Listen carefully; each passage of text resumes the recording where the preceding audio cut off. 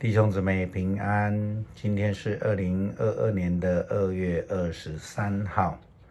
今天的经文是诗篇38篇，利未记第5章第1到第13节，路加福音第17章第1到第4节。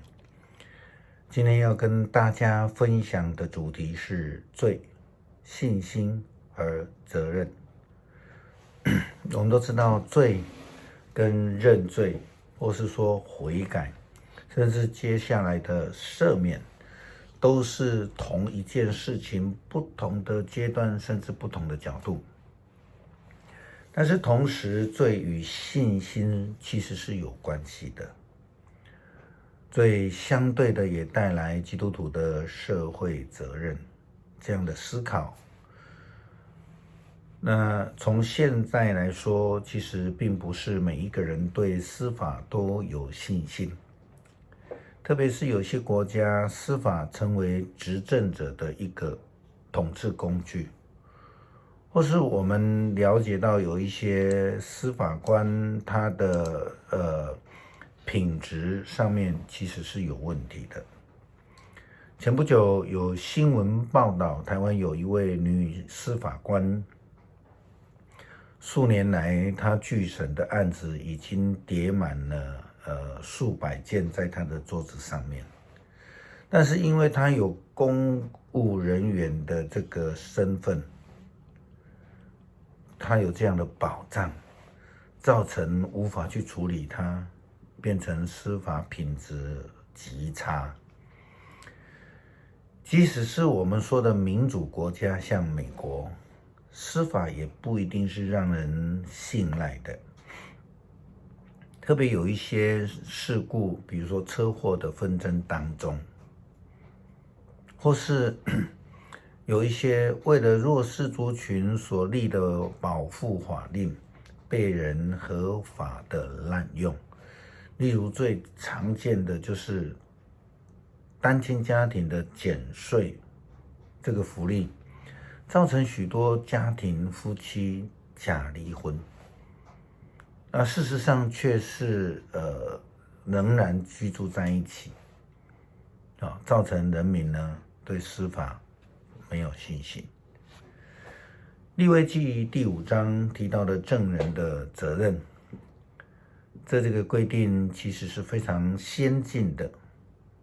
圣经说，如果有人被传唤在法庭上作证，不肯把他所看见、所知道的都说出来，他就有罪，必须承担罪责。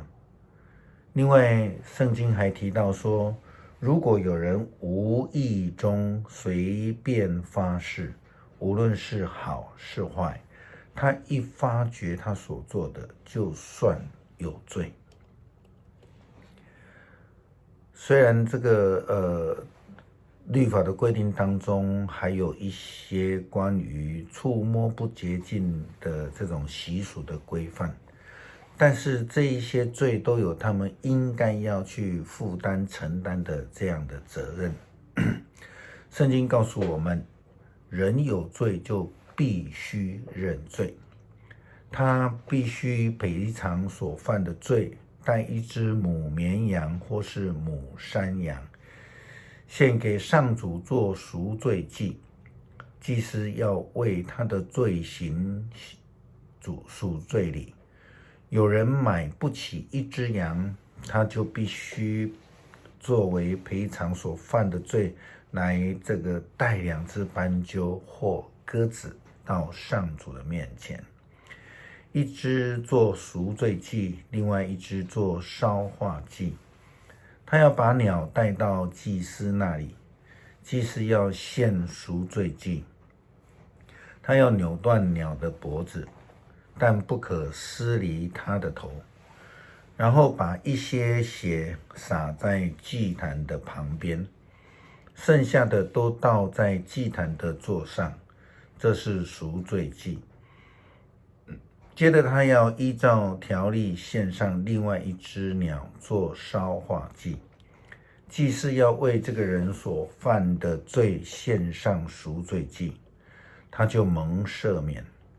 如果有人买不起2只斑鸠或鸽子，就可以为自己所犯的罪献上1公斤的细面粉，作为赎罪祭，但不可加上橄榄油或是乳香，因为这是赎罪祭，不是素祭。他要把细面粉带到祭司那里，祭司要拿1把面粉作为全部献上的象征，放在祭坛上烧，做火祭献给上主，这是赎罪祭。祭司要为这个人所犯的罪献上赎罪祭，他就蒙赦免。剩下的面粉按素祭的条例献给祭司。很明白的，有罪就是要承认，并且要献上赎罪祭。但是虽然如此，当时候还是有这种我们说的社会慈善的概念，所以这个规定也考虑到低收入者的情况。圣经的规定，买不起1只羊的话，可以带2只斑鸠或是鸽子，1只做赎罪祭，1只做烧化祭。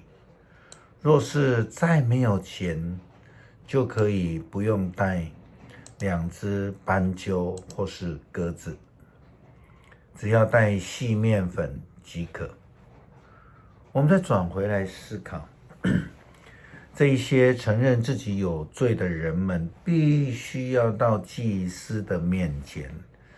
这必须是一位有信心的人才会去做的事情。耶稣基督他也谈到了罪。许多人认为耶稣基督对罪的概念跟旧约不同，其实也没有什么不同，但耶稣的标准更严格一些。耶稣基督特别对于害人的人要求更严格。耶稣说，使人犯罪的事是必然会有的，可是造成这种事的人要遭殃的。他认为害人犯罪比杀人还要严重。对于犯罪的人，基督徒的责任是：第一，要劝勉他，如果他悔改了，就应该要赦免他，饶恕。赦免从耶稣基督的教导当中其实是更积极的。他说，无论你的兄弟得罪你几次，今天的圣经说1天7次，并且认了罪，就应当要原谅他。耶稣基督曾经在马太福音第18章的21到27节提到，基督徒对赦免的责任是70个7次。圣经说，耶稣说，我对你说，不是到7次，乃是到70个7次。天国好像一个王和他的仆人算账，才算的时候，有人带了一个欠1000万银子的来，因为他没有什么偿还之物，主人就吩咐把他和他的妻子、儿女，并一切所有的都变卖了偿还。那仆人就俯伏拜他，说：主啊，宽容我，将来我都要还清。那仆人的主人就动了慈心，就把他释放了，并且免了他的债。认罪、赦免，看到自己的社会责任，其实都不是容易的事情。对于赦免的责任，牧师的看法是，耶稣透过我们这种赦免的实践，同时他就将释放的救恩赏赐给我们。所以呢，实践赦免的责任就是等于得释放。所以不要把这个赦免、饶恕看成重担的责任，而是领受救恩的信心。诗篇38篇，上主啊，求你不要发怒谴责我，求你不要在烈怒下惩罚我。你的剑深深地刺伤了我，你的手重重地压住我。你的烈怒使我体无完肤，我的罪过使我粉身碎骨。